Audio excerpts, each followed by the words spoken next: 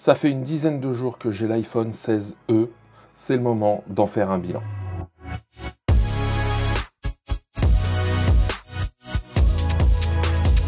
Bonjour et bienvenue sur la chaîne des tests de Cyril. Ici on parle de tech, audio, photo, vidéo, d'Apple aussi, la lumière est bleue. On va parler d'Apple. Alors, on va parler d'Apple avec l'iPhone 16e. L'iPhone 16e, le voici. Je l'ai pris il y a une dizaine de jours. C'est 15 jours après à peu près la première vidéo que vous avez cette vidéo retour. J'ai des choses à dire dessus et des choses à ne pas dire dessus. Ouais, je sais, c'est bizarre. Regardez bien la vidéo en entier. On va parler du design, de son fonctionnement.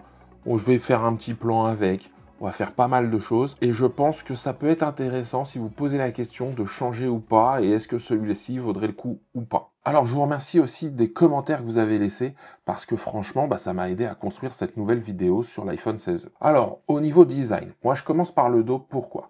Parce que j'aime bien en fait. J'aime bien ce petit côté un peu rétro, un peu classe, un peu sobre, élégant. Voilà, on voit bien les tranches. Ici même, ça fait joli, je trouve, avec la finition, avec le bouton action, plutôt que l'interrupteur du vibreur. Je trouve ça vraiment pas mal. Là, on n'a plus l'habitude, mais un seul module caméra, c'est pas mal non plus, hein. Alors, ça limite sur plein d'autres choses. Je vous donnerai mon avis, bien sûr, à la fin.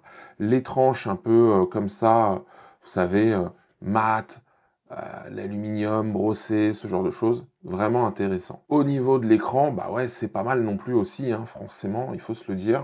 Là, c'est pas mal non plus, hein. On voit bien qu'il y a pas mal de choses. Je vais en parler un peu plus tard de cet écran. Mais, bon, faut le dire, moi j'aime bien. Le 6,1, on est quand même dans l'air du temps, avec le Face ID, ce genre de choses. Bon, ça c'était sur le design. Et je parlerai un peu plus tard de l'USB-C. Deuxième point que je vais aborder, là, c'est la partie photo-vidéo. Alors, photo-vidéo, là, vous allez le voir, hein, j'ai le x1 et le x2. D'accord? Moi, c'est mon gros manque. Je vais être très honnête avec vous, j'utilise de temps en temps l'ultra grand angle et ils m'aident bien. J'ai aussi le mode macro, que là, je n'ai pas. Hein, vous voyez, là, hop, vous allez voir. Voilà, hop. Je n'ai pas le mode macro comme sur mon 14 Pro Max. Et ça, c'est un peu dommage. Parce que oui, la mise au point, c'est pas la même. Enfin voilà, il y a plein d'éléments qui sont un peu différents. Maintenant, 48 mégapixels quand même, hein, 24 ou 48, ça marche bien, hein. Je vous mets pas de comparaison parce que je suis pas sûr déjà qu'avec en 4K, vous voyez vraiment la différence. Et moi, je le dis, il a hérité du module photo, hein, des autres. Alors, on pourrait peut-être percevoir quelques différences, mais moi, je ne le vois pas. Alors bien sûr, ils ont enlevé certains réglages. En vidéo, vous n'avez pas le mode cinématique, mais est-ce qu'on l'utilise vraiment? Sur cette partie-là, voilà, un seul module certes, x1, x2. Est-ce que ceux qui utilisent le x5, s'ils ont le x5, moi j'ai le x3 sur mon 14 Pro Max, bon, je l'utilise, ça dépanne, mais bon, est-ce que moi c'est le plus grand truc? Non, moi c'est l'ultra grand angle qui me manque le plus. Alors comme je parle du module photo et vidéo, alors on va faire une petite séquence vidéo avec. Moi dans ma première vidéo YouTube que j'ai mise dessus, je m'étais fait un face caméra. Et là je vais utiliser la caméra de derrière, on va voir un petit peu, je vais le faire à main levée. On va voir ce que ça donne, d'accord, en termes de qualité. Je vais essayer de cadrer un peu de la même façon. Hop, vidéo. Voilà, là c'est une vidéo faite avec l'iPhone 16e. J'essaye de me cadrer au mieux. Je l'ai mis à peu près au niveau de mon objectif du Sony ZV-E10. Il y a la fenêtre ici qui peut faire un contre-jour. Il y a forcément moins le bokeh, pas la profondeur. Hein, là, tout doit être net. Mais voilà ce que ça peut donner avec l'iPhone 16e et les micros de l'iPhone 16e. Bon, moi j'ai regardé la séquence avant en continuant à tourner. J'ai fait une pause, etc. Et donc maintenant, vous voyez, vous avez vu. C'est pas mal, hein. Encore une fois, l'iPhone, il est polyvalent, on le sait très bien, il est peut-être pas le meilleur dans chacun des domaines, mais par contre, il est peut-être le meilleur un peu dans tout. Donc, et en vidéo, il reste quand même très très bon. Donc, voilà, si on a besoin d'un petit smartphone et qu'on veut faire un peu de photos et de vidéos, il peut être intéressant. Maintenant, un des gros points forts de cet iPhone 16e, c'est son autonomie. Alors, je dis un des gros points forts, attention, ça a été mis en avant par Apple, et moi aussi je le dis, par rapport à des modèles plus anciens. Il n'a pas une meilleure autonomie qu'un iPhone 15 ou un iPhone 16. Par contre, il a une meilleure autonomie que l'iPhone 11, le 12, le SE 2e génération ou le SE 3e génération. Oui, par rapport à d'autres modèles plus anciens, il a une meilleure autonomie, et je le dis, bah, il fonctionne plutôt bien, hein, je vais être très clair. Là, vous voyez, alors j'ai enlevé la carte SIM, je l'ai essayé quelques jours avec la carte SIM, ce genre de choses, je l'ai enlevé. Là, ça fait 4 jours qu'il est juste posé comme ça. Alors, il reçoit les notifs puisqu'il a encore le Wi-Fi, ce genre de choses. Donc, il reçoit les notifs. Il est connecté en permanence à mon Wi-Fi. Il reçoit les appels parce que, bah voilà, tout est interconnecté. Donc, je les prends pas dessus.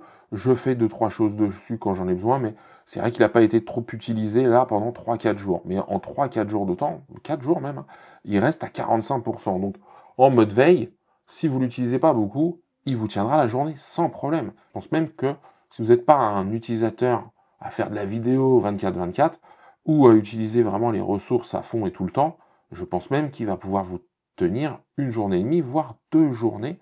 Maintenant, attention, ça va dépendre beaucoup de vos usages. Alors là où je vais aller un peu plus loin, c'est pour l'écran. On est passé à de l'OLED, bah, on a un très bel écran, hein. Moi, je trouve que, encore une fois, par rapport au DALI IPS, c'est quand même quelque chose de différent. Quand on regarde une vidéo, les noirs sont profonds, ok. Attention, il y en a certains et qui me l'ont mis dans les commentaires et je vous le montre dès maintenant. Là, vous voyez, bon, ce qui est bien, c'est que vous avez la différence de taille, donc ça peut être sympa à regarder. Je vais couper la lumière, voilà. Là, je le fais comme ça pour regarder une chose.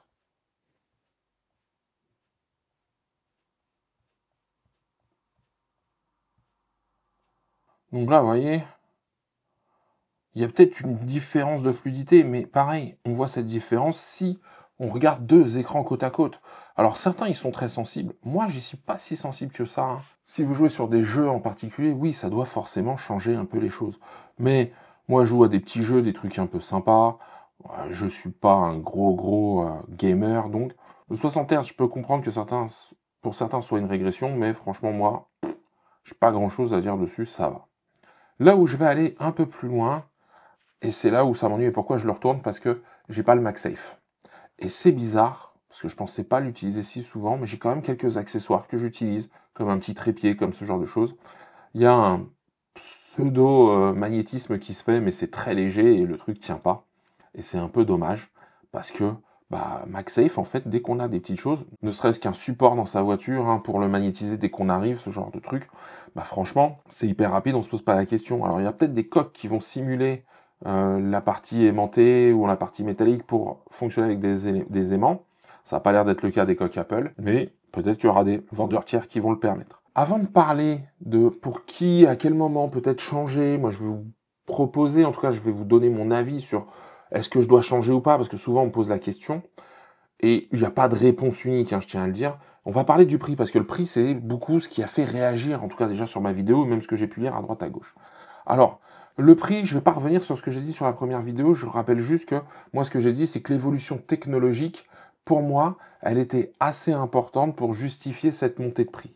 Alors après, est-ce que c'est cette montée de prix à ce niveau-là qui est justifiée? Ça, c'est un autre débat. 719 €, alors bien évidemment, hein, ce qui parlera, c'est le marché, hein. S'ils en vendent des pleines palettes, ils auront eu raison de le mettre à ce prix-là. Et s'ils en vendent pas, ça voudra dire que le prix n'a pas été assez attractif. Et encore une fois, ça dépend du but qu'Apple poursuit en lançant le iPhone 16e. D'ailleurs, je le dis, le nom m'a fait réfléchir et avec vos commentaires, est-ce que chaque année, il va pas y avoir un renouvellement comme avec les autres? Parce qu'il fait partie de la gamme des iPhone 16.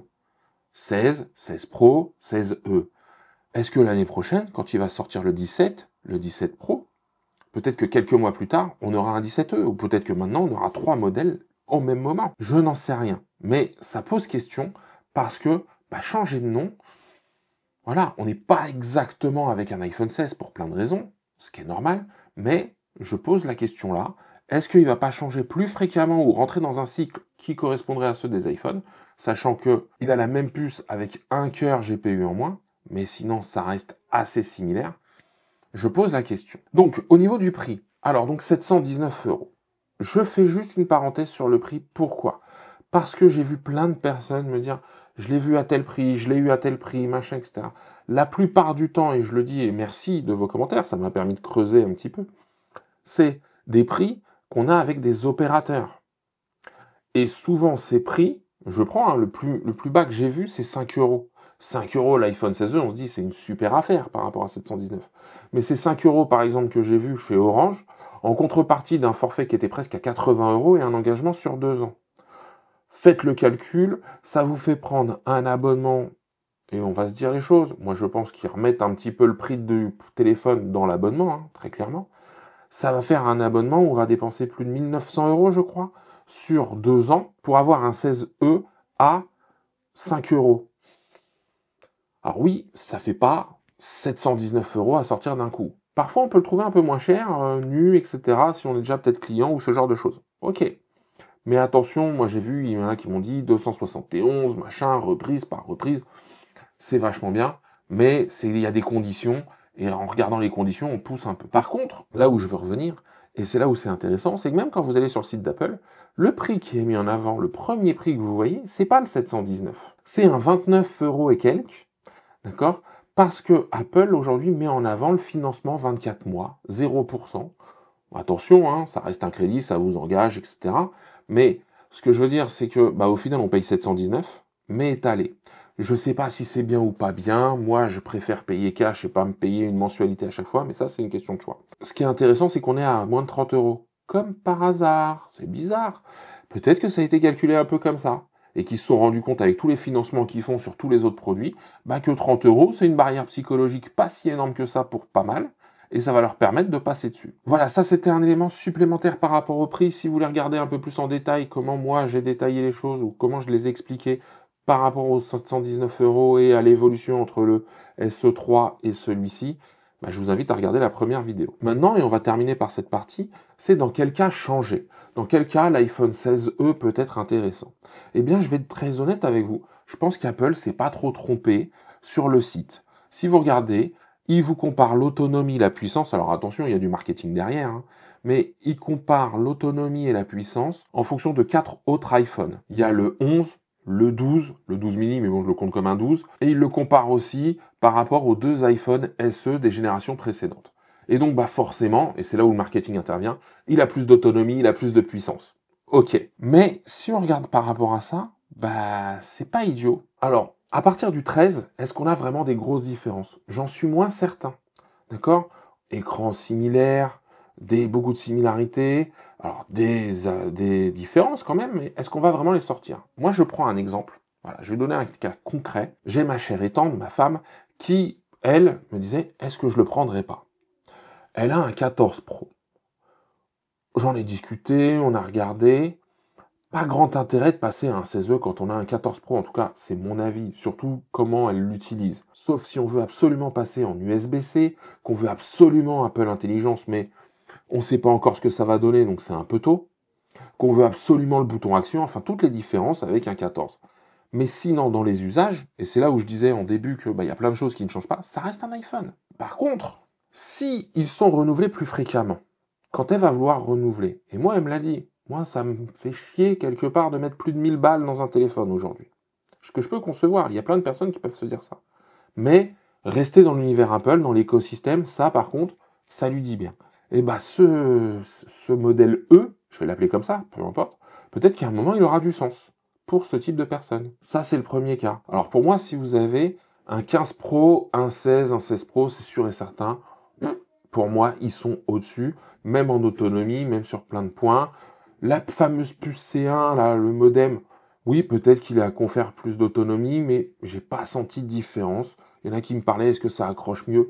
J'ai pas senti de différence. Alors moi, je suis dans un endroit, encore une fois, où j'ai du bon Wi-Fi, j'ai un bon réseau 5G, donc je peux pas vous dire, j'ai pas, encore une fois, perçu des changements majeurs à ce niveau-là. Par contre, si on a un iPhone 14, un iPhone 15, un 14 Pro, un 13 Pro, un 13, et qu'on voudrait changer, moi je me pose la question. On perd l'ultra grand angle. On a, oui, certes, des éléments supplémentaires. On va avoir Apple Intelligence. Mais encore une fois, ça reste un point d'interrogation, Apple Intelligence. Hein, vraiment. Il y a quand même pas mal de rumeurs ou d'informations qui sortent. Siri va être en retard. Peut-être qu'Apple Intelligence sera pas au niveau, en tout cas, de ce qu'on espérait. Les Genmoji et tout ça, je suis pas sûr. La génération d'images, je suis pas sûr qu'on l'utilise tout le temps. Donc, moi, j'attendrai. J'attendrai peut-être s'il y a un jour un 17E ou peut-être un 18E. Donc, c'est là où je le dis. Je reboucle avec ce que j'ai dit avant. Je pense qu'Apple vise des nouveaux acheteurs qui passeraient peut-être sur du financement à 30 euros par mois. Ça peut être intéressant pour ces personnes-là. Ou alors ceux qui vont renouveler. leur modèle SE d'avant, le 11, le 12, et qui veulent pas mettre trop cher sur un iPhone. Qui sont pas prêts à mettre 900, 1000, 1100, 1200 euros. Alors, en conclusion, Apple nous surprend un petit peu pour le positionnement tarifaire. On comprend pas très bien, mais peut-être qu'eux, ils ont des choses que nous ne savons pas, ou ils ont d'autres visées que moi, j'ai pas envisagées. Au niveau du produit, c'est une belle évolution, on va dire, d'un SE de génération précédente. Est-ce que par contre, si j'ai un modèle qui a 2-3 ans, ça vaut le coup de changer? Je ne suis pas certain.